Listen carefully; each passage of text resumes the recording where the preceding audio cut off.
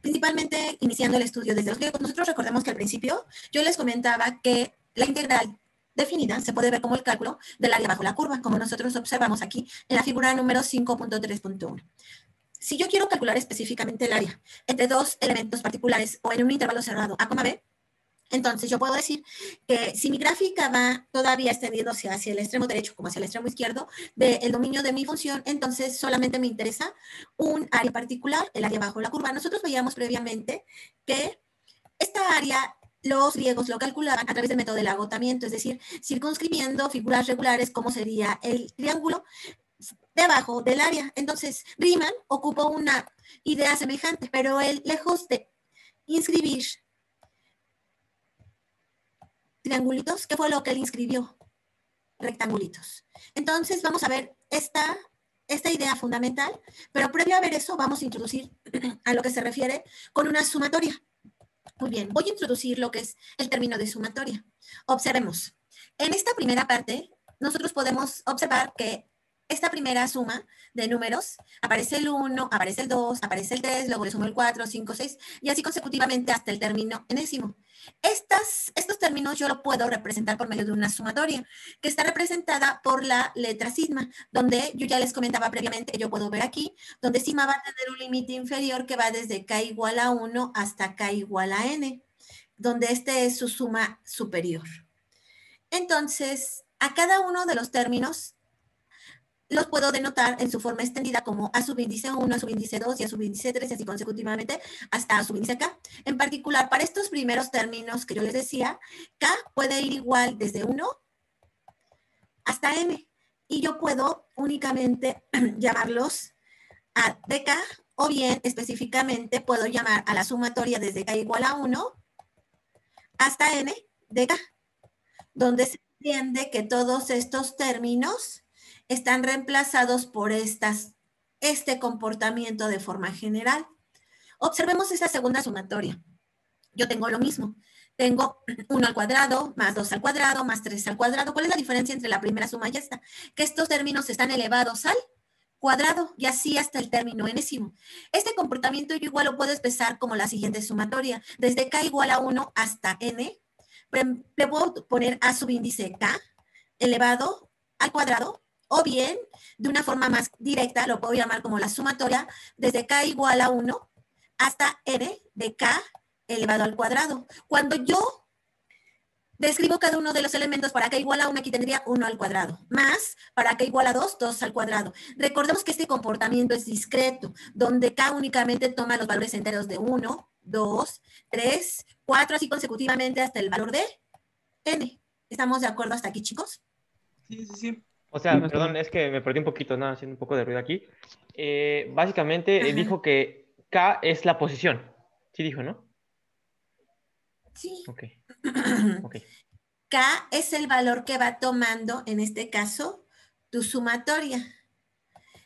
Recuerda que en este caso en particular, K va a tomar únicamente valores discretos, solo únicamente valores enteros. 1, 2, 3, 4, así hasta n. Lo mismo aquí, observen. Esto de forma general se le conoce como una sumatoria. Nosotros lo habíamos visto de una forma aún más general a través de las sumas superiores e inferiores. Estos son ya casos particulares porque vamos a hablar de la integral definida.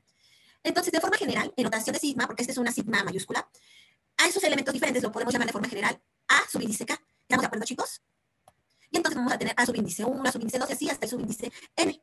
Y de forma general, entonces, también observamos lo siguiente. Observamos que nuestra sumatoria va a empezar con el límite inferior, que está en la parte de abajo de la suma, y va a llegar a un límite superior, que está en la parte superior de la suma, de A de K. Y A de K van a ser los términos de la sumatoria. ¿Ok?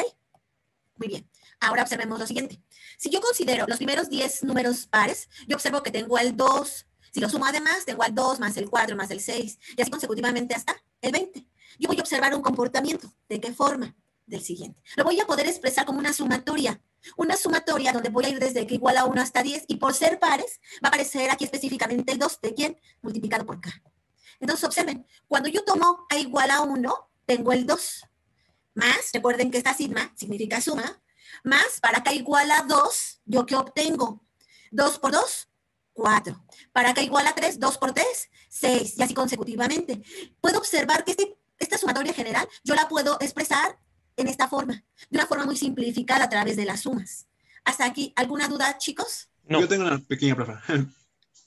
En la parte donde dice, Dígame, César. así como que pone, bueno, la sumatoria es igual a la n, por así decirlo, ¿no?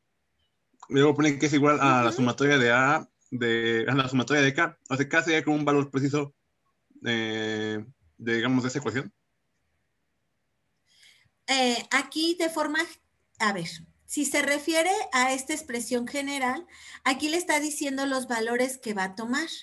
¿Cuáles son los valores que va a tomar? Desde 1 hasta 10 en forma entera, es decir, va a tomar k igual a 1, k igual a 2, k igual a 3, k igual a 4, k igual a 5, a 6, k igual a 7, k igual a 8, k igual a 9 y k igual a 10.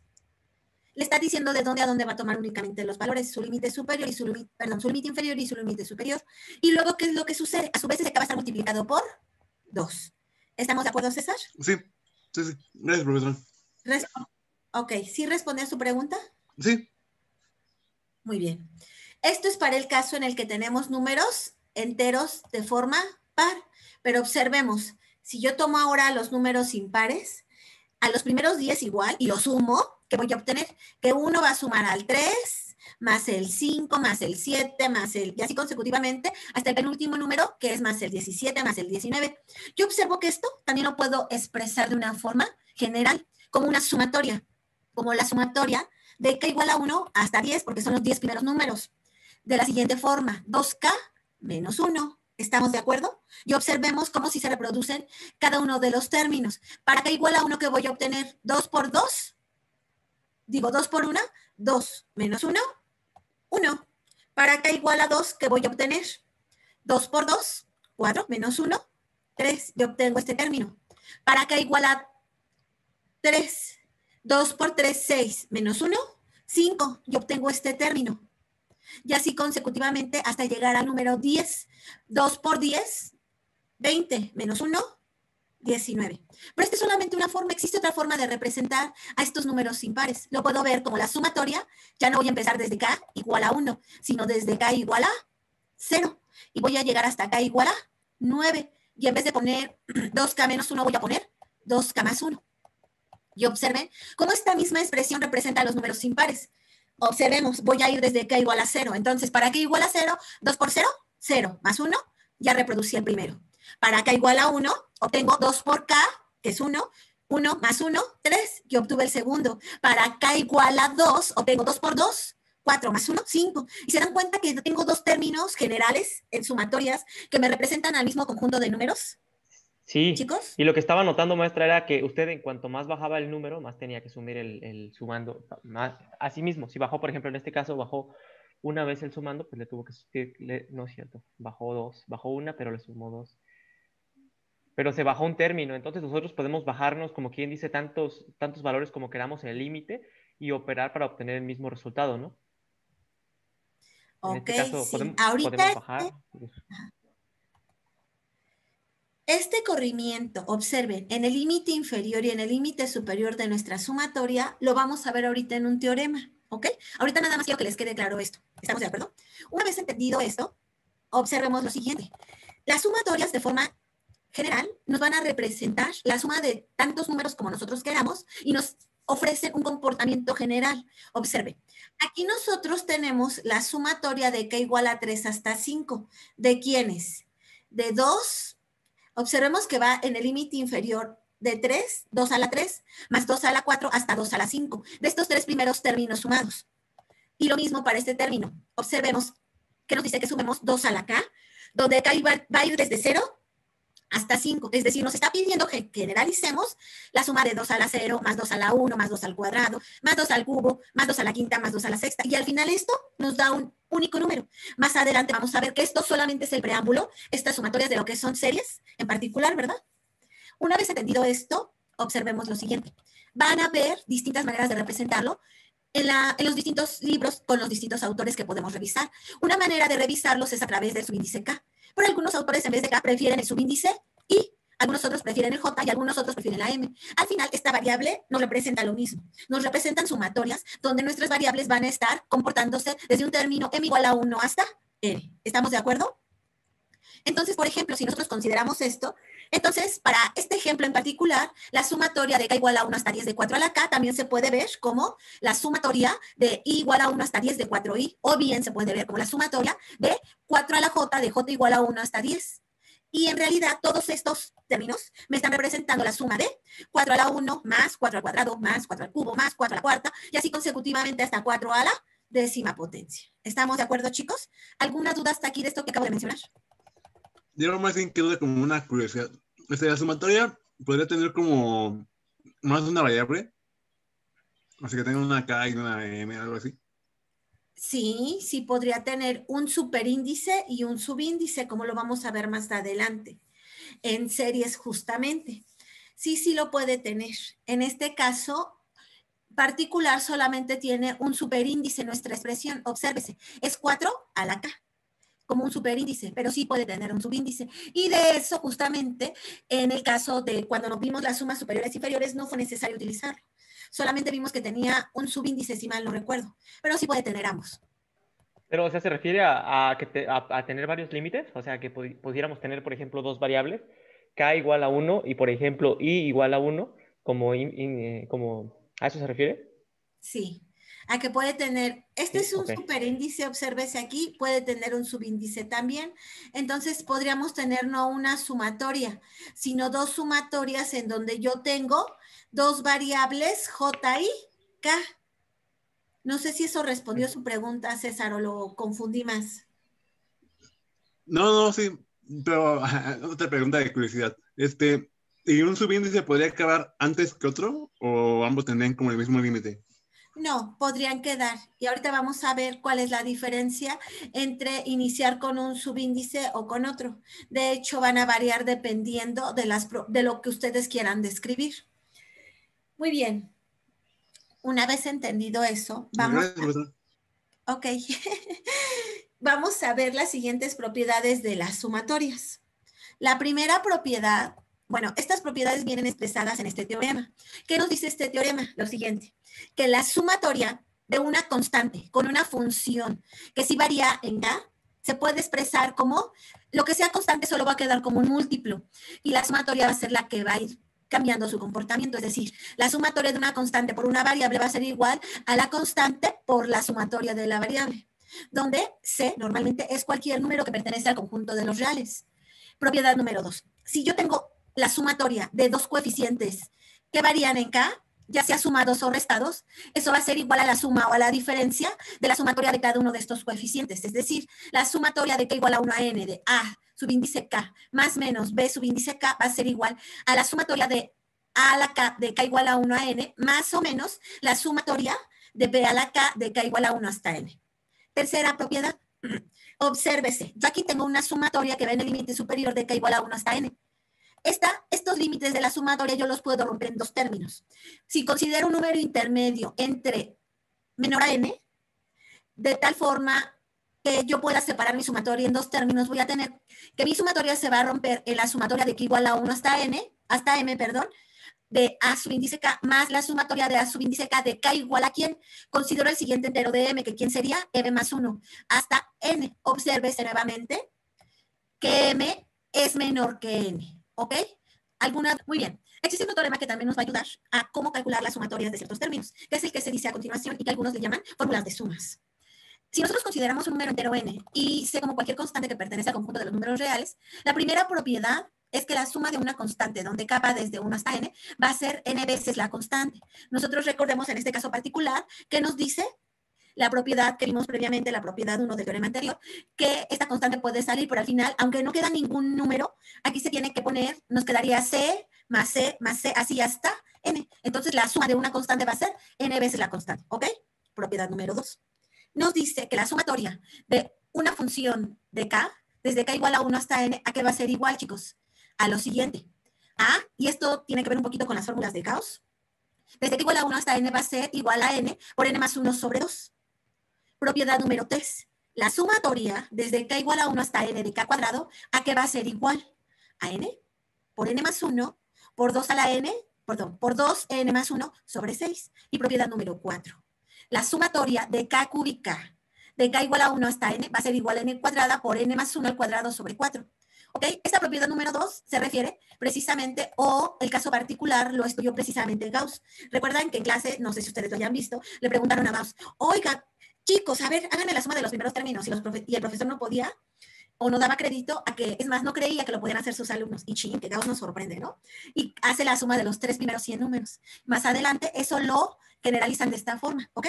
Muy bien. Vamos a demostrar únicamente cómo se hace la propiedad número 2, las demás se les queda de tarea. Recuerden que esto lo estoy revisando de Nisi, del libro de cálculo de trascendentes tempranas que está en en nuestra biblioteca del Drive. Muy bien.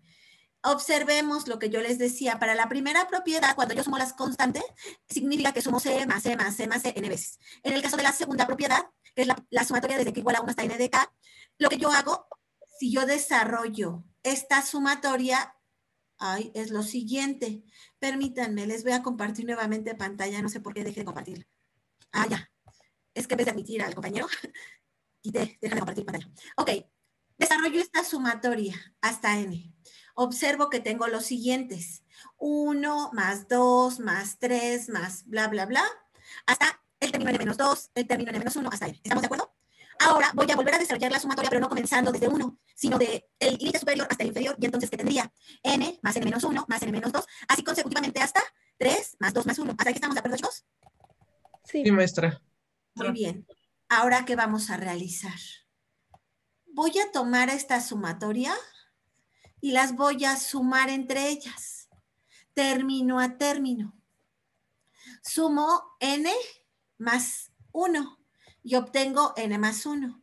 En el siguiente término, 2 más n menos 1 y obtengo, al sumar estos dos términos, obtengo n menos 1 más 2, me queda n más 1. ¿Están de acuerdo? Tomo el siguiente término, que sería 3, y le sumo n menos 2. N menos 2 más 3, obtengo nuevamente n más 1. Y así me voy hasta los términos. N menos 2 más 3, ¿cuánto me da nuevamente, chicos?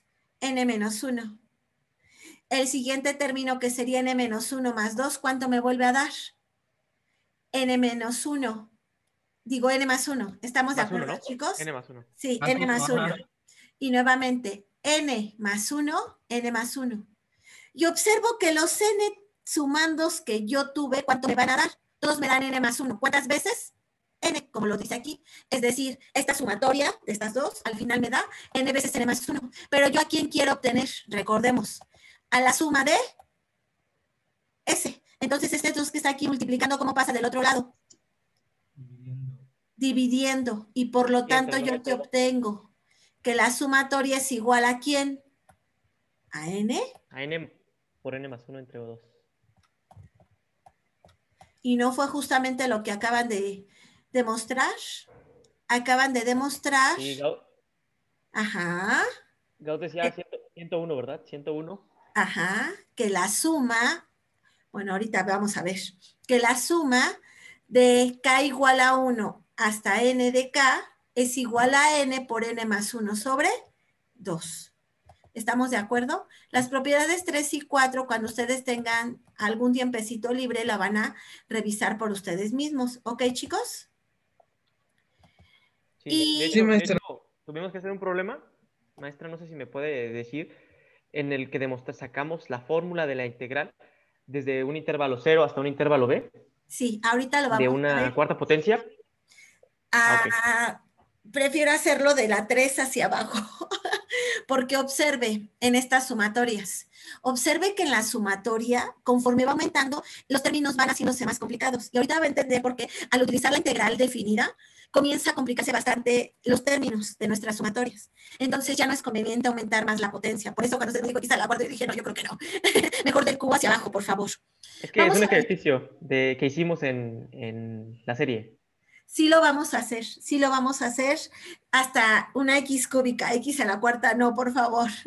Pero observen aquí, encuentra el valor numérico de la sumatoria desde que igual a 1 hasta 20 de k más 5 al cuadrado. Y observamos lo siguiente. De acuerdo a la propiedad de las sumatorias que acabamos de obtener, aquí tenemos x más 5 al cuadrado, ¿cierto o no? Antes de desarrollar, tengo un binomio al cuadrado, ¿cierto o no, chicos? Antes de desarrollar la sumatoria, desarrollo este binomio al cuadrado. Y sería k cuadrada más 2 veces el primero por el segundo, que sería 5 por 2, 10k, más el cuadrado del 5, que sería 25. ¿Estamos de acuerdo? Entonces, por la propiedad de que esto se distribuye, esto va a ser igual a ¿quién? A la sumatoria de ¿quién, chicos? De k igual a 1 hasta 20 de k cuadrada más 10 veces la sumatoria de k igual a 1 a 20 de k más la sumatoria de k igual a 1 hasta 20 de ¿quién? De 25. ¿Estamos de acuerdo, chicos? Sí, profesor. Sí, profesora. Ok, es que no me contestan, entonces yo solita me contesto. Y entonces, de acuerdo a lo que acabamos de ver de las propiedades de las sumatorias, ¿cuánto vale la sumatoria de k cuadrada? Me voy a regresar antes de continuar. Recordemos nuevamente que la sumatoria de k cuadrada es, si mi límite superior es n, sería n por n más 1 por 2 a la n más 1 sobre 6. Y nuevamente recuerdo que la sumatoria de k igual a 1 hasta n es n por n más 1 sobre 2. Y lo recuerdo porque aparecen aquí en mis sumatorias. Entonces, esto va a ser igual, de acuerdo a lo que acabamos de ver, ¿a quién? A mi límite superior, que es 20, que es, ¿si es k, chicos? K sería 20, el límite superior, n. N N sería igual a 20. Por 20 más 1, por, aquí lo voy a sustituir y al final me voy a regresar. 20 más 1, que es 21, por, ¿quién? Por 2 veces 20, que ¿cuánto nos daría? 2 por 20 más 1. 41, ¿no? Y todo sobre 6. Muy bien, ahora me regreso a mi límite, permítanme. Y entonces obtengo justamente lo que vemos aquí. La sumatoria, que es 20 por 21 por 41 entre 6. Más, ¿quién sigue? 10 veces que multiplica a esta sumatoria. Pero esta sumatoria, ¿quién es? Recordemos nuevamente. Es n más 1, es n, que es 20, por n más 1, que es 21, sobre 2, multiplicado por 10. ¿Hasta aquí estamos de acuerdo? Sí. Más la sumatoria de la constante, que es 25, y únicamente es el límite superior, que es 20, por 25, que es esto. ¿Estamos de acuerdo, chicos? Chicos. Sí, maestro. ¿El 25 por qué era? Sí, profesor. Sí, ¿Por qué es esta constante, Domingo? por n, por el valor del límite superior. Es la constante por el límite superior. Ya, gracias. Ah, perdón. Pensé que era Domingo, pero era César, ¿verdad? Ok. Sí. Entonces, multiplicamos término a término. Multiplico 20 por 21 por 41 y lo divido entre 6. Más, multiplico 10 por 20 por 21 y lo divido entre 2. Y luego al final multiplico 20 por 25 y esto al final, ¿cuánto me tiene que dar? 5,420. ¿Ok? ¿Alguna duda respecto de este ejemplo, chicos? No. Bueno, nada más, maestra, no sé, pero siento que la de la constante es la que más me cuesta interpretar. O sea, básicamente está diciendo que entonces K se convierte así como en una posición, como yo le decía, ¿no? Que tienes que vamos a decir, es una suma. Estoy hablando de la constante, de la sumatoria de 25, antes que nada. Tenemos 25 veces, tenemos 20 veces 25. Eso es lo que interpreta. Entonces, pero K es, por así decirlo, K1 es la posición 1. Y esa posición 1 está ocupada por el término 25. Y luego tenemos K2, que es la posición número 2, que está ocupada por otro 25. Y así sucesivamente, ¿no? Ok. ¿Qué es lo que le dice esto? Vamos a entenderlo. Yo acabo de escribir en la pizarra la sumatoria desde k igual a 1 hasta 3 de 2. ¿Qué es lo que me dice ¿Qué es lo que me dice esta propiedad? Recuerde que la sumatoria significa que tengo que sumar o el superíndice o subíndice del término, pero aquí no aparece k, ¿cierto o no? Entonces, ¿cuántas veces tengo que sumar al 2, Víctor? Para k igual a 1, un 2. Para k igual a 2, otro 2. Y para k igual a 3, otro 2. O lo que equivaldría a tener lo siguiente. El 2 es una constante y sería la sumatoria, desde k igual a 1 hasta 3 de 1. Pero la suma de 1 sería 2 multiplicado por 1 para k igual a 1, 2 para k igual a 2, 1 para k igual a 1, 1 para k igual a 2 y 1 para k igual a 3. ¿Qué es lo que está pasando con la constante? La está sumando usted únicamente a la misma constante por sí misma para cada una de las posiciones que toma ¿quién? K. ¿Víctor? Sí, sí, me entendí. Entonces, la sumatoria de todos esos unos básicamente representa n, que es el límite superior. Entonces, Y si eso se es da, 1 más 1 más 1, en este caso es 3. Ajá, sí. Y si se da cuenta es lo correcto, mismo gracias, que maestra. tenemos acá arriba. Aquí es 2 más 2 más 2, 6. Y Serían acá 6, sería igual 2 2 por 3, por 6. 3. Y obtuvo lo Ok, mismo. gracias. No sé si con esto les quedó más claro a todos, Sí, chicos. maestra. Sí, Sí, ya pero se está visualiza. bastante claro. Ok. Sí, es que a veces uno tendría la tentación de decir, la sumatoria desde K1 hasta 20 de 25, pues es 25, ¿no? Porque no tienes ningún valor de K, ¿no? Pero no, Ajá. sí hay un razonamiento un poquito más complejo dentro de esa sumatoria, Bueno, pero no mucho. no. Ok. Yo más bien diría, a lo mejor y no necesariamente complejo, sino más bien no es una idea tan inmediata que uno comienza a ver, si no desarrolla los términos. ¿Estamos de acuerdo, compañeros? Sí, sí, sí. Muy bien. Ujú. Ok, una vez teniendo esto, entonces ahora sí ya podemos empezar a ver lo de la integral definida. Y creo que hasta aquí vamos a alcanzar a ver. Ahora bien, observen. Por otra parte, entonces nosotros sabemos, por eso los griegos ocupaban a los triángulos, porque sabemos cómo calcular su área. ¿Cómo calculamos su área, chicos? De la siguiente forma.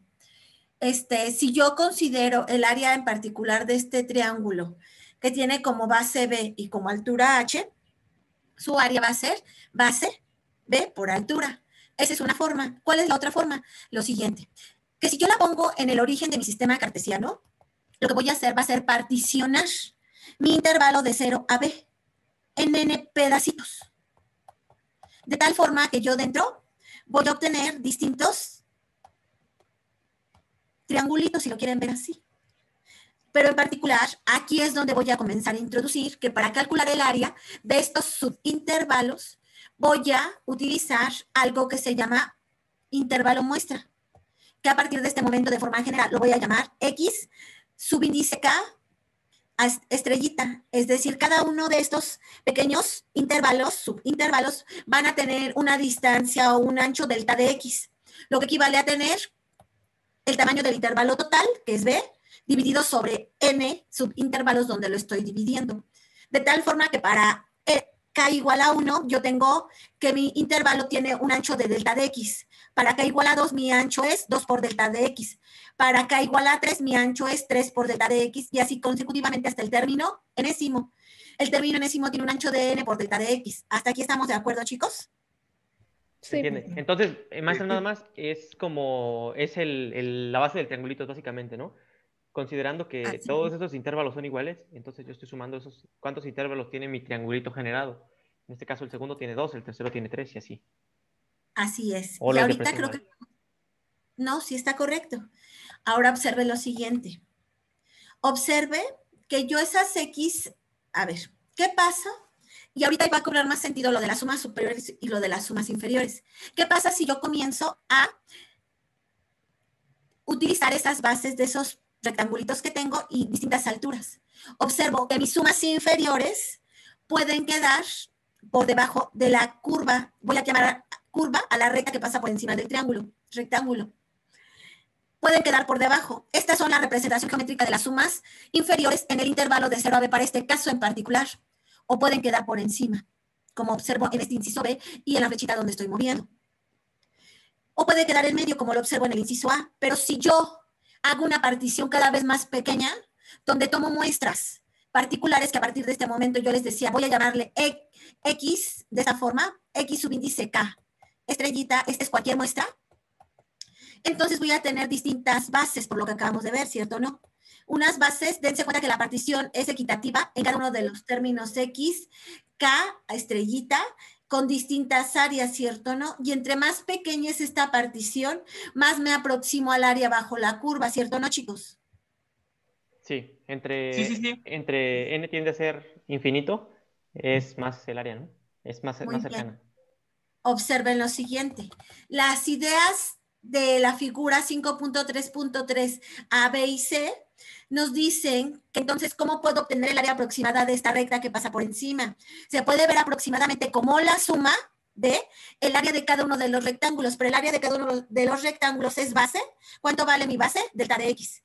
Lo único que va a variar es la altura. Para cada posición o para cada punto muestra X de K asterisco voy a tener una altura diferente, que a partir de este momento va a ser F de X subíndice 1 estrellita para la segunda muestra, F de X subíndice 2 estrellita y así consecutivamente. Es decir, por lo que acabamos de ver en términos de sumatorias, esta suma de forma general se puede ver como la sumatoria de K igual a 1 hasta N de quién, de F de X subíndice K estrellita delta de X. ¿Estamos de acuerdo? Y ahora vamos a ocupar la idea que ustedes estaban comentando. Eso significa lo siguiente, que F de, bueno, que en particular mi término muestra X de K va a ser K veces B sobre N, y en particular F de X K estrellita va a ser ¿quién?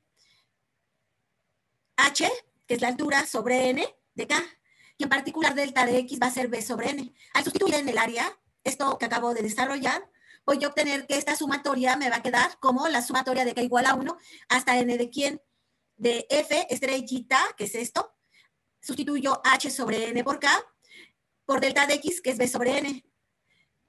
Factorizo términos en común y observo que fuera de la sumatoria, los términos B por H quedan fuera, al igual que sobre N cuadrada, y únicamente me queda la sumatoria de ¿quién?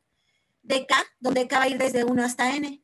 Pero esto, de acuerdo a lo que acabamos de ver por las sumatorias que vimos, va a ser ¿quién? N por N más 1 sobre 2. O bien, si yo reduzco términos, N por N, N cuadrada más 1, N cuadrada sobre N cuadrada es 1, 1 sobre N. Aquí tengo una N sobre N cuadrada, me queda 1 sobre N. Y esto se reduce a esto. ¿Qué es lo que nosotros sabemos? Que el área del triángulo va a ser base por altura sobre 2. Ahorita vamos a regresar y vemos que la base es B, la altura es H sobre 2. Y aquí, para acercarnos a eso, como ustedes lo decían, N tiene que tender ¿hacia dónde? Hacia infinito. Tomo el límite de esta sumatoria tendiendo a N infinito, y recuerdo que el límite de una constante cuando N tiende a infinito es la constante, pero el límite de 1 sobre N cuando N tiende a infinito, ¿cuánto vale, chicos? Vale 0, eso vale 0 porque es todo número dividido entre infinito vale 0. Tiende a ser 0, más bien. Tiende a 0 ese límite, y únicamente me queda este 1 que obtuve aquí, y es 1 por 1 medio de base por altura, y obtenemos que el área del triángulo, ¿cuánto va a ser? 1 medio de la base por altura. ¿Estamos de acuerdo, chicos? Esta fue la idea que ocupó Riemann. Dígame. ¿Ese es el área de cada triángulo o de todo el triángulo? De todo el triángulo. Lo que nosotros hicimos fue particionar, pero ahora sí para un intervalo definido de 0 a B, considerando que esta es su base y que su altura es H. Eso fue lo que nosotros hicimos. Y calculamos en particular el área utilizando sumatorias y utilizando el límite. ¿Estamos de acuerdo? Ok, pero igual hay otra forma, ¿verdad? Sí, más directa. Ahorita yo sí necesito que entiendan esto. Muy bien. ¿Tuvieron alguna duda sí, no es que le digo porque